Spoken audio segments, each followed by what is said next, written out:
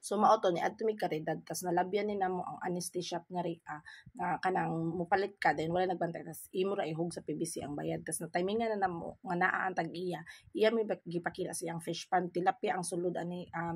then iya nang gikuparan iyang gipagtingan gikuparan tas muduol naman sa din na sila muduol na dayon ang mga isda murag kanang kailan na niya ba syempre kay kumparan man lagi page ikaw may kuparan di ba kamukaon nya pagkahubanan na ang kaning iyang shop diri naa ra gid ni siya sa highway.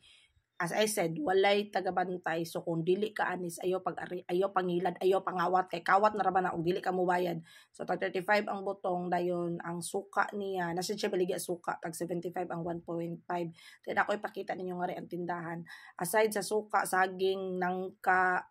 nasipasayan nga rin ako mag-harvest on fish pan tas ibili na niya siya tindahan magbutang ra siya presyo dira sa bongbong imo na sundon tas as I said itsod lagi nimo sa PBC then nasa siya baligya nga ra kalan ingon siya ang kana kunong kalan nga nanay stove daan 1.6 daw na same thing imo ra gyapon isod sa PBC dayon ngari kung mo ngari galing ka so kay wala may tagabantay ikaw jud ang mag abli ang butong ngari kat pag ngari namo si mama ang nag-abli na kay syempre wala lagi tagabantay nakit-an na to namo siya ya buotan man pud ang tag-iya pud kay na timingan na pud niya ba nya pagkahuman na nara po strong ra sa kilid pwede ra ka manguha nara po sundang din haa dayon ang naipasaya nay suka nangka ug saging